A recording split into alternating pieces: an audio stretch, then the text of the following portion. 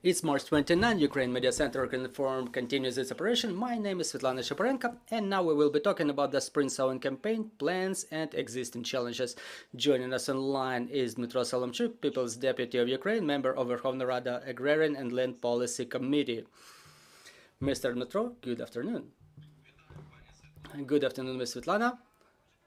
So, Mr. Dmitry, the spring sowing campaign is at its start. Some of the regions have already initiated it. So what are the current forecasts and expectations? What are the results that we expect to see this year? Well, the sowing campaign this spring has already started. We've sown more than 470,000 hectares, mostly wheat, barley, pea. Then it continues. It all depends on the weather conditions, first of all, in different regions. The mostly sown regions, the most amount of work was done in Odessa region. What are the biggest challenges? Well, the biggest challenges are arising in the occupied regions, or those that were affected by the war the most. But if we compare Kherson region to its previous year condition, this year we have way more areas sown because the deminers have demanded a lot of additional sowing territories. And the same situation is in Kharkiv region. We have more demand territories, which resulted in expansion of sowing area. Well, there is certain lack of material because a lot of material was either stolen or destroyed, and the charity foundation, the sowing campaign of the victory, forwarded more material to Kherson and Kharkiv regions and other regions that were affected by the war. In some regions there is some lack of sowing material, the seeds, and this is when different charity foundations step in, or other agrarians from other regions, they support each other. So what is the area that is planned to be sown this year, and how does it compare to the previous year's indicators? Well, it all depends on the weather, because there are territories that we may say experience some flooding and heavy raining, and if the weather conditions stabilize, I think they will come at the last season level. There are forecasts that the territory may decrease 2 to 3%, but I don't think so, because last year there were 50,000 hectares demand. This year it's 180,000 hectares. Well, the crops profile is changing a little bit due to the lack of desire of the agrarians to sow, for example, corn due to its economic return, and they switched to sowing, for example. Are there any attempts to sow some experimental crops this year, or are we going to gravitate to some traditional crops? Well, talking about large companies, they're sowing some traditional crops such as corn, soy, wheat. Well, talking about the smaller farmers, they sow some niche crops, because if you have 20, 50, 100 hectares of land, well, working with corn or wheat will result in loss. This is why the agrarians switch to vegetables such as onion, potato, or other niche crops. Does the blockade on the Polish border impact the plans of the sowing campaign? Because we understand there are certain complications in terms of exporting our agricultural products. Well, first of all, it influences the agrarians who were exporting their products to the countries of Western Europe, specifically the organic manufacturers, because they export most of their products through Polish border to Germany and Scandinavian countries. And today their storages are full. They experience certain logistical problems that impacts their financial condition.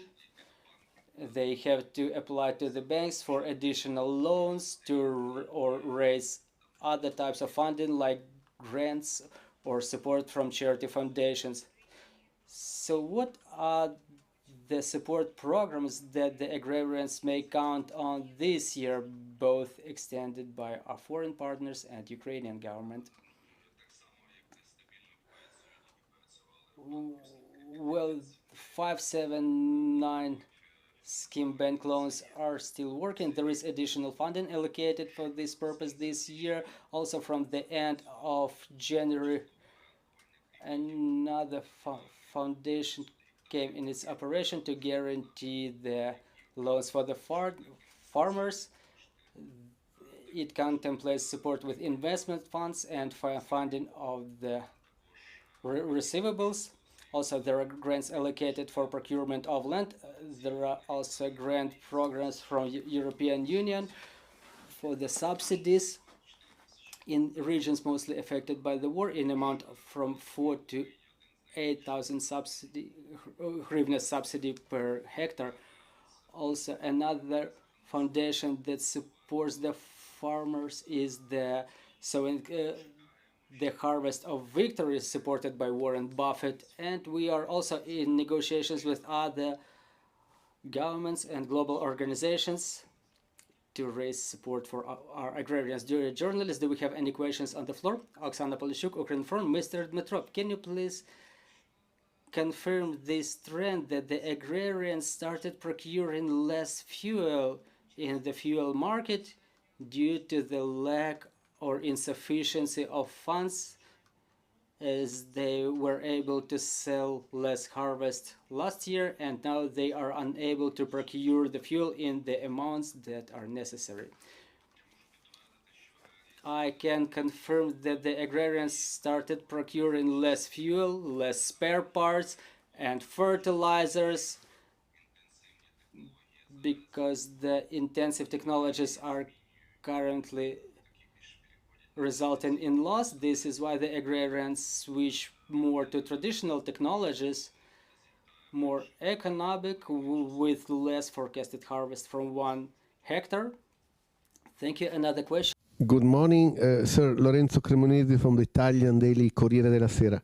Sir, the impression is that the agricultural production in Ukraine, after all the difficulties, the war, the bombing, the mining, you name it, energy problems, it's not so bad. I mean, you are able to keep a good level of production. Your export through the corridor in the Black Sea is more or less as it was before the war.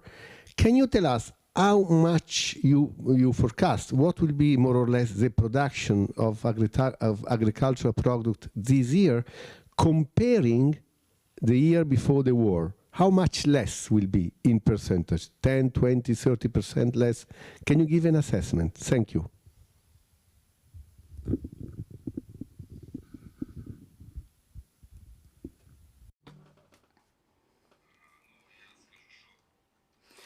Well, I can say that the condition of the agrarian sector is not catastrophic.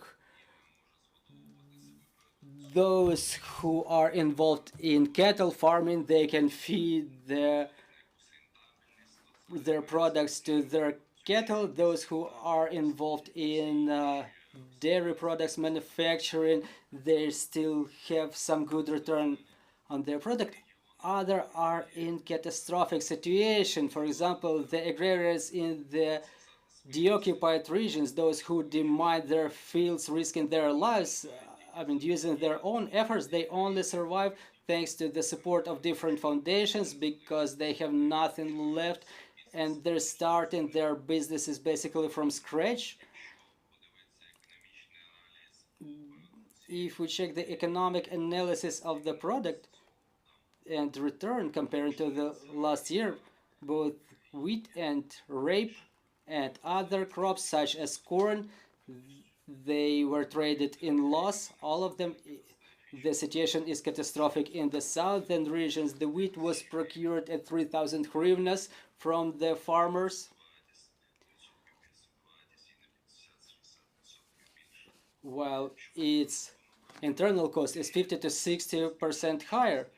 Well, the amount of harvesting has increased thanks to the demining of more territories, but again, the agrarians, they refuse the intensive technologies of growing, and the harvest per hectare will be less this year. And for all of the crops, both bean, oil, and grain crops, this year again, it would all depend on the weather conditions, but I think that it will be on the level of 75, 77 million tons. Meanwhile, during the pre-war period, the harvest was more than 100,000 tons. So it will be less, about 35%. Thank you, Mr. Dmytro. Another question. Mr. Dmytro, can you please sit? Now, there is an option being considered as to the participation of the state in demining of agricultural lands. In your opinion, what will it cost, the demining of 1 hectare of land? Well, it's difficult to say because there are different hectares, you know. Some hectares are more densely mined, and it takes, for example, 2 weeks to demine 1 hectare, but in other cases, after thorough inspection, the demining may take like half a day. So it's difficult to come up with certain price. And again,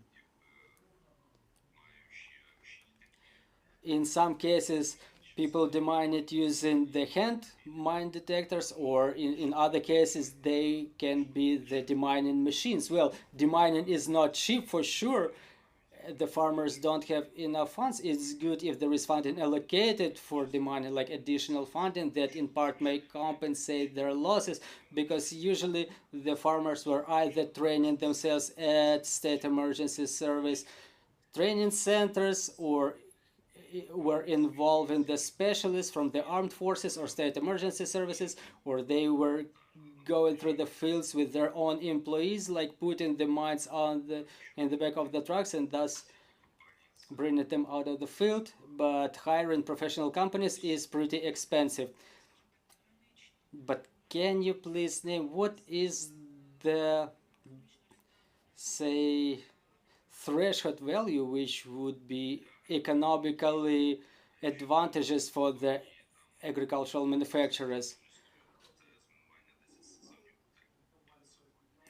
Well, basically, in the majority of cases, the agrarians were doing it by themselves because the costs come in thousands of dollars, and the return on 1 hectare last year was $50, $60.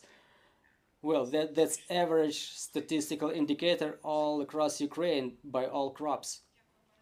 Thank you very much, Mr. Dmytro, for your detailed answers. Let me remind you that we were talking about the spring sowing campaign, the plans and existing challenges, and Ukraine Media Center Ukraine Forum will continue its operation next year. We're working on the announcements. Stay tuned.